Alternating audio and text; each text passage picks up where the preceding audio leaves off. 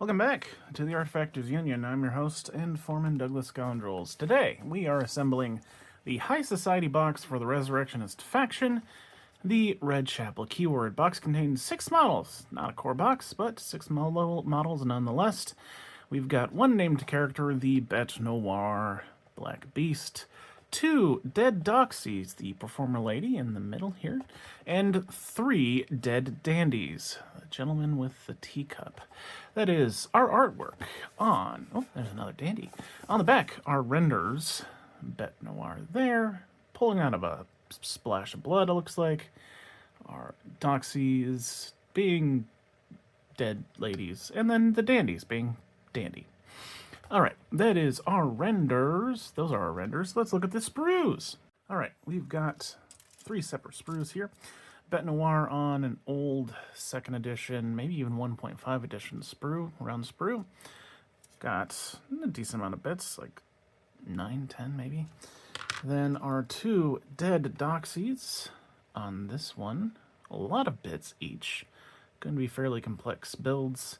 And then lastly, our dead dandies with noticeably fewer pieces for each one of them. So these ones should be fairly simple. All right, let's start with Bete Noir and look at her instructions. Bete Noir, we will take the body first and add our 3 splash effects. Oh, this one, and this one, which are sort of splash effects on her base. You can see a notch for one here and a connection point there, and I think the other one is on the other side. Once we've got her base done, we will turn her around and add this sash to her back, her lower back, and then we can go ahead and attach the left arm, which will also connect to her lower back as well. And then we can finish off with attaching her face and her bangs to her hair, and then plopping that down on top. Well, actually, I think the face might just attach to the body. And then that's what we'll do. We'll attach the face, then the hair on the back of the head, and then I think the bangs. Yeah, that's probably a decent order. Might change, who knows. Let's start with this bit, and then 1, 2, 3. There. All right, here's the body. Our first bit, this one with the 2 points that, well, I guess it's 3 points, my bad.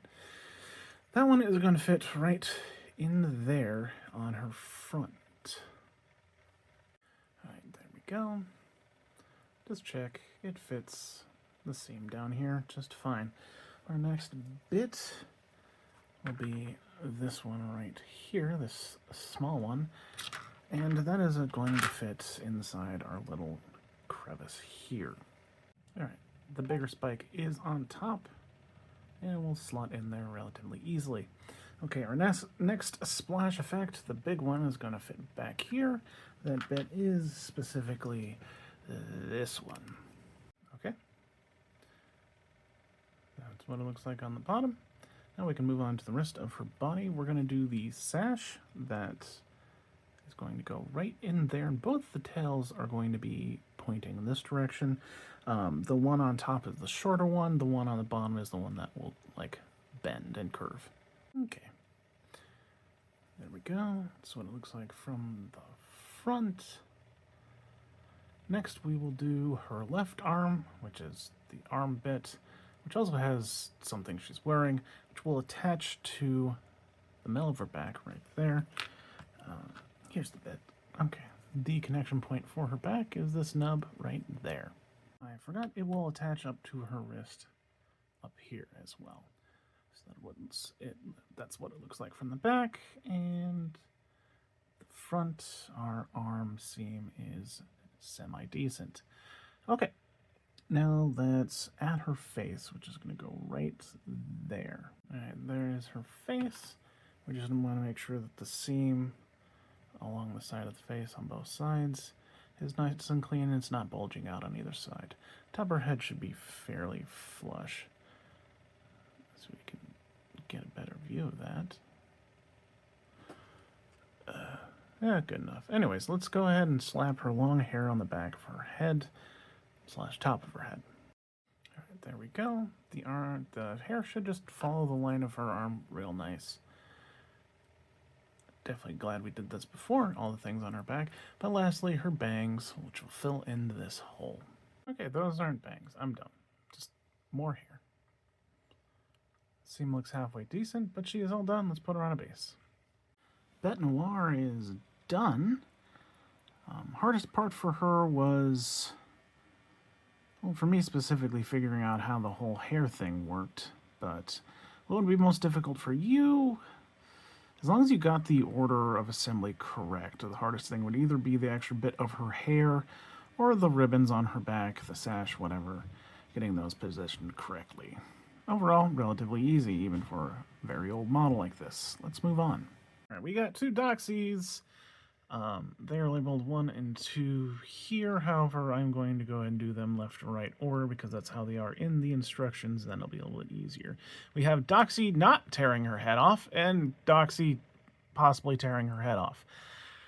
This is going to be Doxy 1. So let's look at their instruction, then get started on our first one.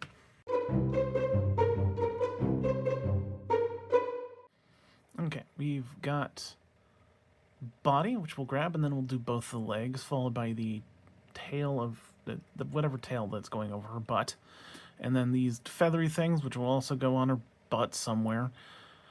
And then after that, we can do her arm and her... Where's her head? Her head's around here somewhere. I think this might be it. That's her head. Down there. We'll add her head onto the body, her hair onto the head, the bottom of the hat, and then the top of the hat. Then we'll go ahead and add her to a base and finish with a right arm, and then the umbrella, which her right will be attached to her right arm and the base. All right. So 1, 2, 3, 4, 5, 6, 7. Whoops. Where's her left arm? There it is. 7, 8, 9, 10, 11, 12, 13. Lots of bits for... Anyways, let's get started. All right, we've got a torso. We'll do the left leg first, which will go right there. The left leg is the one with the big, like, rose on the garter right here, or some kind of flower. But this is our left leg. There's our left leg. Seam looks great, and the connection point aligns with this shape on the butt. Now let's go ahead and add our right leg, the other leg. Okay. And the seam looks good on the back. So now we can do the tail. We'll go right there. There we go. Oops. Now our feathery bits are going to go into these 2 connection points that are still there after we added the flap. So this one, I believe, is going to be this bit, and our connection point is going to be somewhere along there. Let me fiddle with it, and then I'll show you what it looks like. Okay, that is the correct one, and that is where it goes. It's real hard to get it in a spot where you're confident that's how it's supposed to sit, but I did find some old renders that included a back shot of this model, so I'm going to put that on the screen now to show you what it's supposed to end up looking like. So that's that one. We can go and add the other feathery stuff right there. All right, here is both feathers. Now done. Look from the front. All right, I did not pay much attention to the render. I should have. The left arm is holding the hat, and that is enough of a complicated sort of situation that we're going to go ahead and do the head first, and then we'll figure out the left arm assembly after that. So I think maybe instead of plopping the head on first, we'll see if we can add the hair, and then, actually probably just attach the head to the hair. Yeah, let's do that. More of a face than hair, but here's our face, here's our hair, here's our hair, and here's our face. All right, now let's attach it to her body, like so. There's a big old connection point in her back. That is going to be mainly how this attaches there. All right, let me figure out the left arm real quick. Okay, we will first assemble the hats. You've got the brim here, and then the rest of it here. I believe that is a sort of semicircle connection. Yep. So there's only one that's going to go in. And then we will attach that to her left hand you see on the brim here, I believe that is her thumb. So we'll try and make it work that way. And then we'll attach the whole thing to her body. So let's do the hat first. We've got a brim. Oh, and then the rest of the hat. Oh, left arm plus the hat. Really helpful to use the render as a point of reference to get the angle right, but that does indeed look like that was the thumb, so I guessed correctly. All right, now let's add it to her body. And that looks decent. Every time I tried to get the hat closer to the head, there was a gap in the elbow that I couldn't really get sorted, so I'm going to call this pretty darn good. I'm sure you could just nudge it closer to the head and then deal with the gap if that's what you would prefer, but I don't want to mess up with it too much because I'm afraid the hat's going to fall off. So let's now attach her to a base. Right, there we go. Now let's add the right arm. Right. Okay, there we go. And lastly is going to be our umbrella. If you look very closely at the end of the umbrella, it is ever so slightly slanted, so that it will fit underneath her palm, and the palm is obviously at a slant. So you're looking at roughly that. It'll attach it to her palm and at the ground. Actually, looking at the render, it's supposed to be slanted this way, so that's how I ended up putting it. But she looks good, so we're going to call her done. Our first dead Doxy is done. We're going to name her Mozu. Plenty of difficult parts on this mini. We'll say the feathers on the back of her butt were a real pain to figure out where they went on. The hat, though, was the hardest part. Figuring out how that attached to the hand and getting it on there and making sure it dried and cured before you knocked it off. And then also honorable mention goes to the damn umbrella, which was also weird and hard to put on there. I don't like this model. Looks good, though. Alright, let's move on. Our second dead Doxy is going to be noticeably easier. We'll grab the back half of the body and the front half of the body. Then we'll go ahead and do, I think this is our left leg, then our right leg. We'll do the two halves of the head, attach them to the top, and then do left arm, right arm. Okay? Back half of the body. Front half of the body. Next we'll do our left leg, which is the longer one out of the two legs. Ma'am, that does not look like the least bit comfortable way to pose your leg. Right, there's the left leg, let's do the right leg now. Went to the anime girl school of how to stand. Alright, both legs are in. Now let's add our two halves of the head, which are going to be this piece, which I think is the neck, and then the rest of the head. That's the face, that's the hair. You see this right here connection point is going to attach right there. Hair plus face. Right, now let's jam it onto the body. Actually, it'd be easiest to attach the right arm to her head first, looking at this big connection point on the back of her head, which will fit the right hand. This is the bit we're looking for, and it's going to fit in there, but also the shoulder should scoot underneath the hair. All right, there we go. That looks fairly good. Now we should be able to plop it onto her shoulders. So the arm fits in the shoulder blade, and the neck, or hair, fits on the neck stump. There we go. That looks good. That's the order we should do things. We just have one thing left, and that is the left arm, which will fit in the shoulder socket. And then it should be going up against the side of her face. All right. There we go. She's all done. Let's put her on a base. Our second dead Doxy is done. We're going to call her Kiwi. Easier than the first one, but the hardest part, for me at least, was figuring out how her head and arms and all that interacted. Once I figured out that, hey, you should probably attach it to the right arm before attaching the whole thing to her shoulders, made the rest of it relatively simple. But I didn't know that, so it took a lot of thinking on my part. So it'd be easier for you. So not nearly as much to complain about as the last one. All right, let's move on. All right, our dead Dannies are going to be impossibly easier than the rest of this box. Hooray us. We've got A, B, and C, which is in the order they have on the instructions. So we'll go ahead and start with this guy, but we'll look at their instructions first.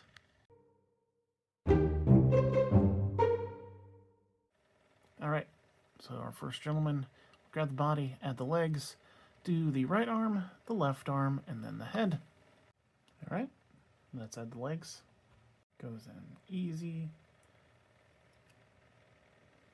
Alright, now the right arm, the one that is not holding the cane. Okay, now the left arm, the one that is holding the cane. Now the head. By Jove, he is done. Let's put him on a base. Dead Dandy number 1 is done. We're going to call him Tom. Kind of hard to pick out a difficult spot considering he was just super easy, all of them. We'll say the left arm just because the stick had to like attach to the body or so. I really did. Whatever. Not hard at all. Let's move on.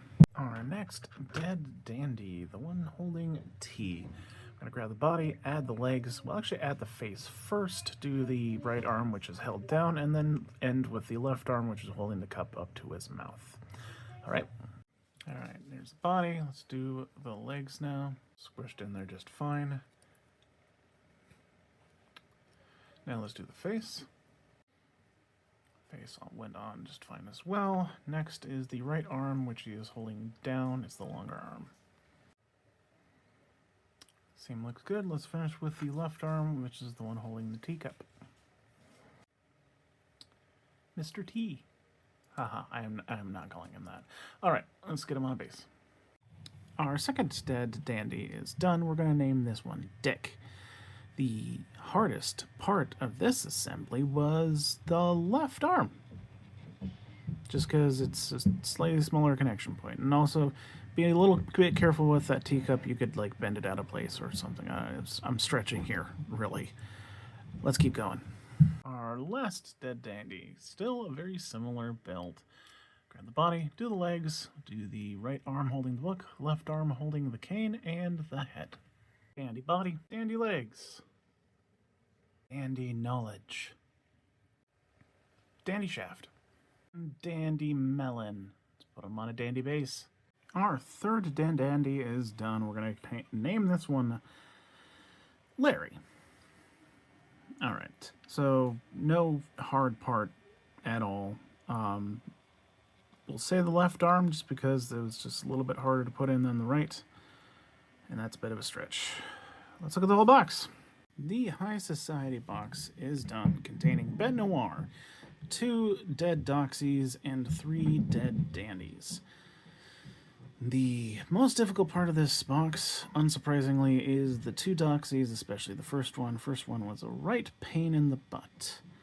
Second place goes to the second Doxy, and third to Bete Noir. Dandies were absolutely super easy. Probably don't even need these instructions for them. Really happy that 3rd edition rolled around and they got easier models. Goodness, those old 2E sculpts are right pain, but you've seen all that you need to do to get this right. I think it'll be just fine, except for maybe the one Doxy. Best of luck with her, but I have been your foreman, Douglas Scoundrels, helping you build a better Malifaux. Have a good night.